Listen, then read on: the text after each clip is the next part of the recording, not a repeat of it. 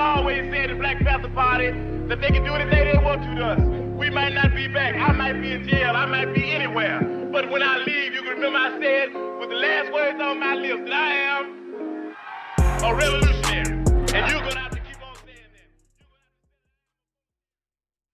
Hey everyone, my name is Andre Walton, the Southeast Regional Organizer for OWR, and welcome to The Revolution. So today my guest is candidate from the 12th State Senate District of Wisconsin, Ed Vocke.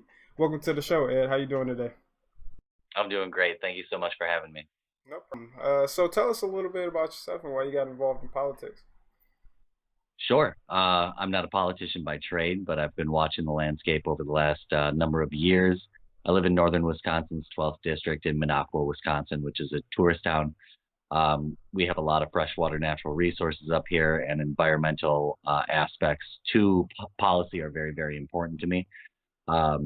Where we live, there 1/4 of the fresh water flows into Lake Michigan annually and supplies it with all of its fresh water. So we have aspects from multinational corporations who are coming in here trying to put in high impact sulfide mines that have never been done successfully before.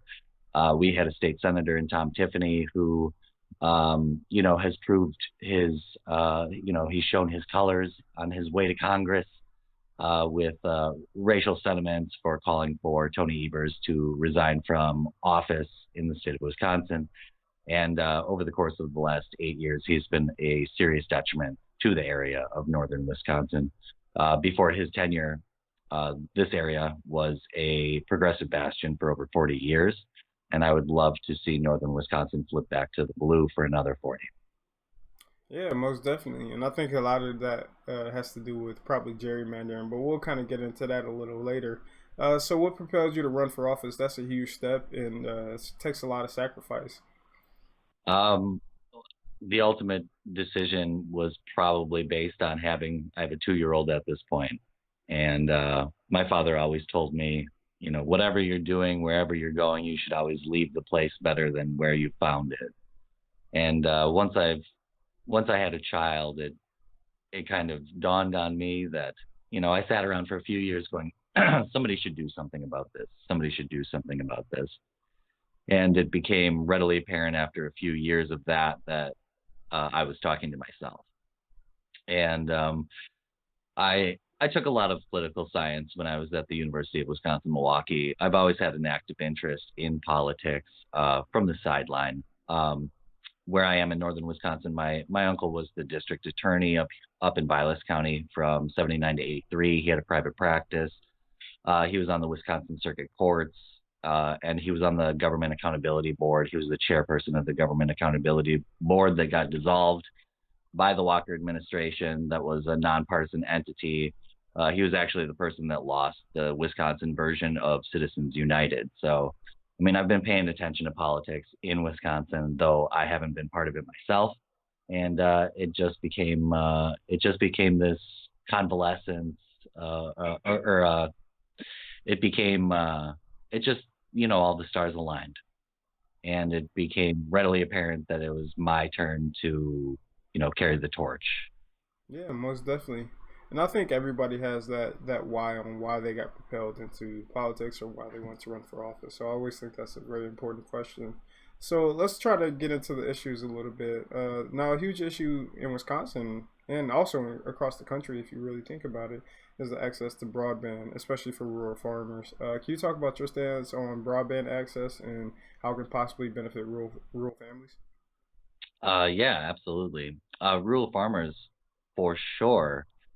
And especially our remote learning kids right now, because COVID's kind of taken the mask off why we need rural broadband infrastructure so badly, because there was people in my district that up to 50% of the children didn't have access to the internet to attend their classes when COVID hit, which is, egregious to say the least, to have, 1 out of 2 falling through the cracks in northern Wisconsin. I don't like to say coulda, woulda, shoulda, but, Barack Obama in 2011, he earmarked $23 million for us, particularly in rural areas in Wisconsin, to have 95% coverage by 2016.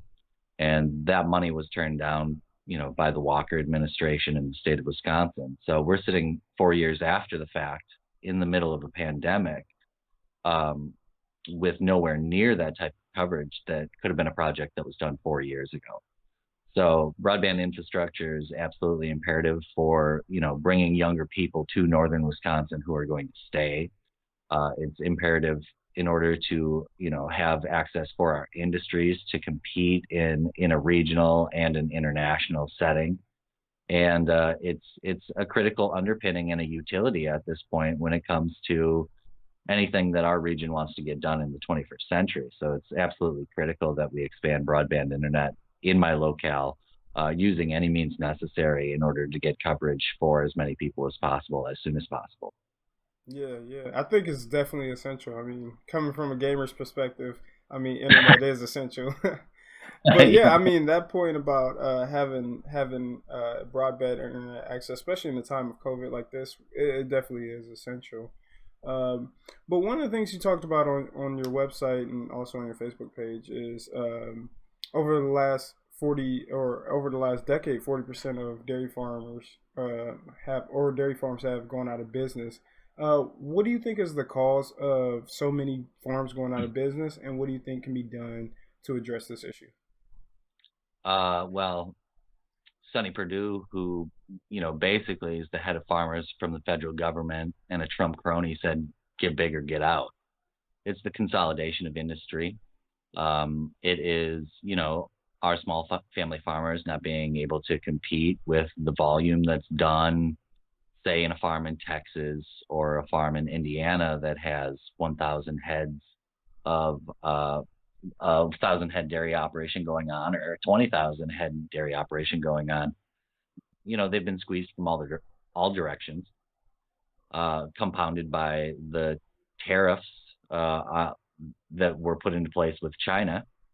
I was not a huge advocate of NAFTA myself, but Wisconsin dairy farmers, they exported a lot of milk to Canada. So when we didn't have anything in place after NAFTA, the Canadians, that dried up immediately.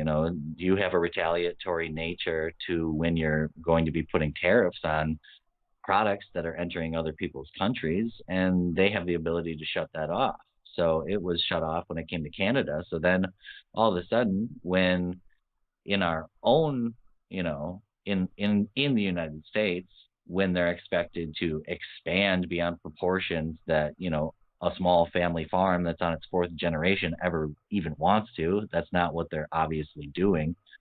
That compounded with having, the resource for where their milk goes to completely cut off, created this, and this has been happening since the 70s. This isn't incredibly new, but it is rapidly accelerating. And, there's a large suicide crisis and mental health crisis within the farm community when you have, the thing that you've loved and has been in your family for multiple generations, and all of a sudden it's no longer tenable. Is that your fault? Whose fault is that? And that's hard to deal with. So, when you don't have a place to go to with Canada anymore, all of a sudden you're looking for a distributor. What are you going to put this in? Well, now we have to reconfigure this. We're not selling milk anymore. Kind of the fail safe for that is we make cheese, and you have to sit on that for a long period of time. Well, now you're not paying bills now, and it's a compound and manifold problem. So, when Wisconsin was founded, over 50% of employment in Wisconsin had to do with food. And we've always been about that. And we've been so lucky to have that all around us at all times, to be able to have access to quality food. And these people are literally the backbone of what has always held our state together. So to crush that and to make terrible policies that are a complete detriment to them is, we're doing it to ourselves at that point. Yeah, most definitely. And I think in the time of COVID, that's just going to be compounded because more people aren't going to be able to, take on the business of of what dairy farmers are offering. And also, there's going to be a consolidation around big corporations who can afford to last through such a situation. But staying on topic about rural family farming, another issue is water quality. With more, factory farming and things like that, many who drink groundwater have experienced having their water contaminated with manure, PFAS, and more contaminants. I know this is something you would like to address. Can you talk about the current state of water quality in Wisconsin, or specifically in your district, and how you plan to address that issue? Sure, absolutely. Water is life to begin with. It's the baseline of everything that we're doing on this planet. You don't have clean food if you don't have clean water, period.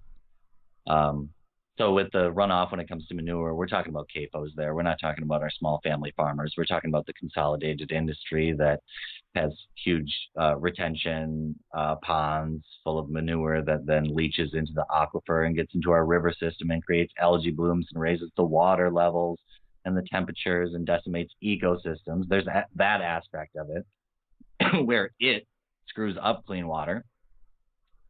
And that we're talking CAFOs there. We're not talking, our small family farmers aren't hurting us in that manner. But when we're talking clean water in northern Wisconsin, that's what we have. And there's not a lot of places on this planet at this point that you can point to and say, I would drink that. That's the unfortunate reality of where we're living in 2020. That's something that, Kewaunee, Wisconsin has to deal with on a regular basis with their well water system. Nobody can even drink their own water there. We had a huge PCB cleanup in the Green Bay area over the course of the last 15 years or so from the paper mills that polluted the Fox River so terribly.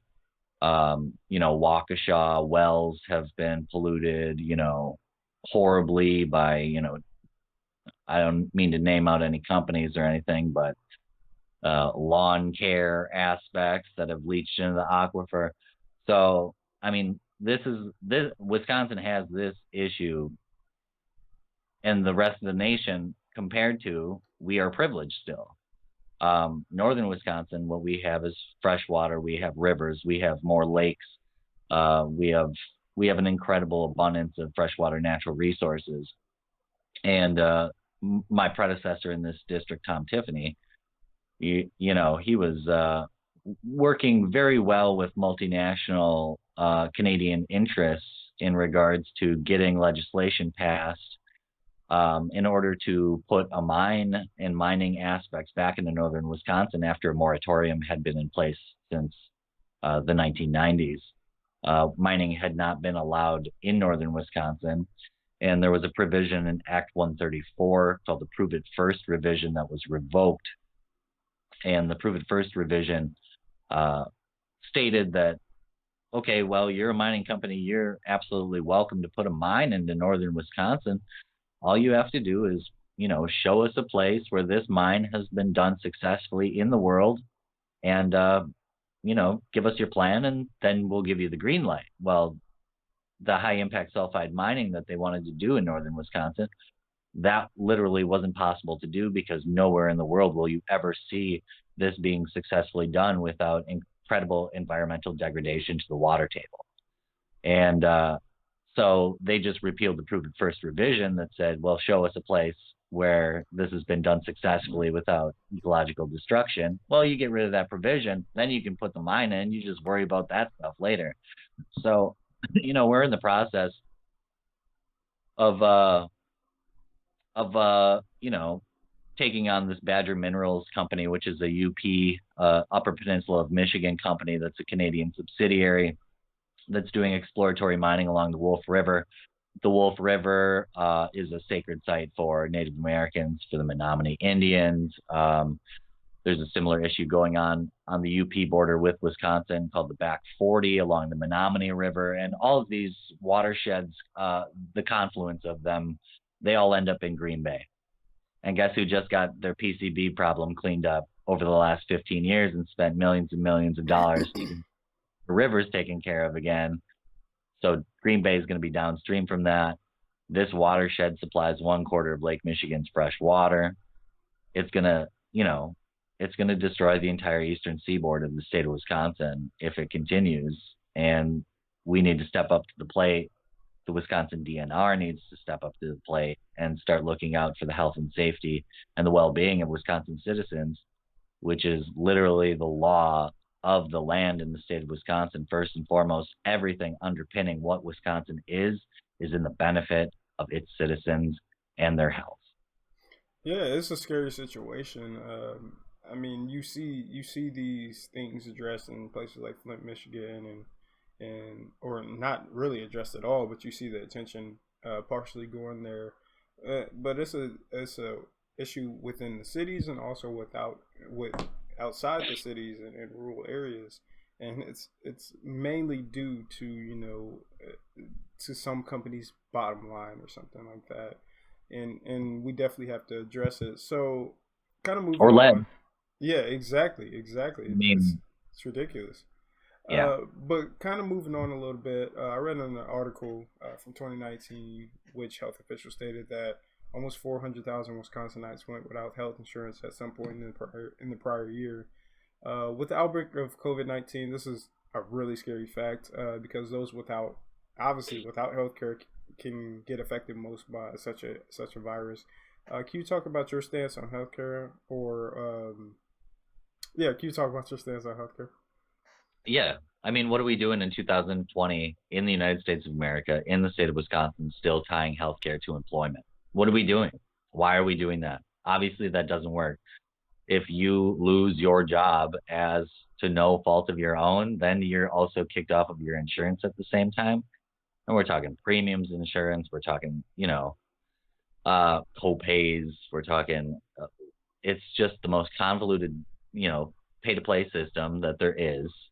And there's aspects of our culture that need not be part of a market mechanism, and public education and healthcare need not be part of a for-profit system. When you make things about money, you make it exactly about what it is not. If you're talking about healthcare and you're talking about a for-profit system, you're no longer talking about healthcare. You're talking about money. If you have public education and you want to make money off of it, you're no longer talking about public education. You're talking about money. And it does it to every industry, every aspect that it touches. So tied to employment especially, I mean, it's a human right to be able to go and get checked out and get taken care of everywhere else in the world. So what are we doing in the United States of America where people have to suffer? I've had, broken fingers before that I can't go to the doctor to go get checked out. We've all probably had to strap something down for a while because we weren't going to be able to go to the hospital to deal with it. It's sad, and it's a testament to where the spirit of our country has gone over the course of the last couple of decades, especially. Still be sitting here having a conversation about what kind of plans we want to make instead of getting this done, because every day is time ticking off the clock for at-risk citizens, for people that need mental help in the conditions that they're in right now in the United States and the state of Wisconsin. I mean, it's just a compound detriment to the citizens of Wisconsin to not have that be a right for them. Yeah. So is it safe to say that you, on a federal level, support Medicare for all? Yeah, absolutely. But I don't think the federal government's going to take care of it for us. So, I mean, frankly, we got to take care of ourselves. In the state of Wisconsin, which is the apparatus that I'm looking to be part of in the state legislature, I'd like an expansion of Badger Care.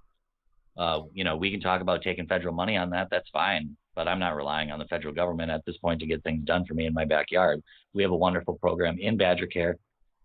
We should be expanding that be extending it to all citizens in the state of Wisconsin. The private sector can always exist when it comes to your health employment, your health insurance. If you want a different plan, absolutely, but it should be de facto. You as a citizen in the state of Wisconsin should have a forward health care. Yeah, I agree, and that's the stance I actually like. And one of the things that is a huge problem in Wisconsin is the problem of gerrymandering, and we can see the effects of gerrymandering in recent times. In 2018, the Democrats won every statewide office, but somehow they did not pick up the assembly, or they didn't. They actually only picked up one seat in the assembly, and they didn't really pick up any seats in the Senate. Can you talk about what you think about gerrymandering in Wisconsin, and how do you think it should be addressed? It's disenfranchisement. It's a voter rights issue. It's a civil rights issue. It's a human rights issue. It's a threat to democracy. When Democrats in the state of Wisconsin won 54% of the popular vote, and that got them 36% of the seats. So when you win over one out of every two votes, and then you get about 1/3 of the seats as a result of it, you've got some serious stuff going on with your democracy, because that's not representative. That is a completely skewed map of the electorate. And again, in 2020, we have legislators drawing their constituents. And I've seen emails floating around within the last 2 days within the GOP in the state of Wisconsin saying, well, you could take a little bit of Menominee Falls and put it over here. You could take a little bit of Brookfield and put it over here. We could consolidate them over here. We could crack them over here. And they're still talking about the same things. And this is a civil rights issue. This should be illegal. There should be a nonpartisan entity that is drawing these maps, not the legislature, who, directly and obviously benefits from drawing the maps. And we can't afford another 10 years of, corporatist rule via the GOP in the state of Wisconsin, because it's still a progressive state. It's always been a progressive state. The reason that it's been a battleground state is because it's been an incubator of democracy for the world in the 20th century. Our greatest export was the Wisconsin idea. We've had phenomenal progressive leaders in this state at municipal levels and state levels. And, it was a threat to the powers that be to have that type of system purring and rolling the way that it was. So there was a lot of money that was thrown into our state in order to put the kibosh to our successful middle class, our successful programs, our university system that informed our legislators, dividing Milwaukee from Madison to have your financial center and your governmental center separate. Like, these were pragmatic ideas that were picked up all across the world for good reason. And to have some money interests who decide, well, that's looking too good for them, so we're going to have to find a way to get rid of all that in order to be able to dangle the carrot and have starvation wages and take the steam out of them and steamroll them with multinational interests and, use our money in order to, crack their democracy. I mean, we should be fighting tooth and nail against the GOP at this point. They're going for one party rule. They're going for, this is not democracy that they're looking for. They're looking to pad their wallets out nicely and to have their corporate donors be happy with them so they can get a nice pat on the head and maybe they'll get a nice job. So fair maps are essential to the state of Wisconsin and to democracy, period. Exactly. And you spoke about, padding their pockets, and I think that has to do a lot with the campaign finance system that we have today. And the question I ask every candidate is, what is your stance on the corrupting influence of money in politics? Because we see politicians, they receive money from corporations or wealthy donors, then they shape policy in their favor instead of the majority of their constituents. I mean, look at almost any policy that's pretty much ignored, from healthcare to water quality to a living wage to everything that we pretty much discuss is ignored in favor of corporations. What is your stance on money in politics, and how would you fight to combat this issue? Yeah, well, your vote isn't talking at this point. Money is talking at this point. And this is Citizens United on the federal level. And this is, the Koch brothers and the ALEC arm of the Koch empire that has, over 25% of our legislators in the state Senate in their back pocket, who then get tone deaf to their constituents because it really doesn't matter what they care about anyway, because they have no intention of passing any legislation for them. We talked briefly before we started our meeting today, and, my uncle was on the Government Accountability Board as a, former judge, nonpartisan entity holding these things into account. And he literally lost the Wisconsin version of Citizens United, attempting to cap financial spending in political races. He had his hands tied at the GAB, lost the case that attempted to put finance limits on what contributions can come into races, and then that was it for the state of Wisconsin. This is how we get into the situation that we're in. So, it's part of my lineage and my it's part of my story in order to make that right, because that was our last line of defense, and it was somebody that I looked up to, for my entire life, who didn't manage to get it done because of all the pressure from the money. So I would love to pick up that torch and make sure that, we not only get money out of politics, but we run the baddies out of the state of Wisconsin, because it's not theirs. And if they'd love to cast their vote, they're more than welcome to have their 1% of the vote, because that's how democracy works. Exactly. It's a big issue, and we definitely need more candidates like yourself who are willing to address it. But how can people find your campaign? How can they help out? Centralized on Facebook. We're COVIDed through the campaign for the first 2 months, so I've kind of used Facebook as a little hotspot where I put any of the articles or the press that I've done, newspaper articles, any TV that I've done. I throw it all up on my Facebook page, in my about section on there. You got my phone number, you've got my email address, and I'm very receptive to. I check my email very often. So if you want to get involved, you shoot my campaign an email. My campaign manager or somebody within the volunteer aspect of it will get back to you as soon as possible, and we bring you into the fold. And I love pollinating people, so I love hooking them up with different networks. I love building coalitions. I love working with other people and kind of going, you're talking about the same thing that person's talking about, so I'm going to hook you up with them. If you want to help, you don't even have to help my campaign. You just reach out, talk to me, tell me what you're about, and I'll either put you to work for my campaign or put you in the right direction in order to make a difference in the state of Wisconsin. Awesome. So everybody go and check out his Facebook page. He's running for the Wisconsin 12th Senate District.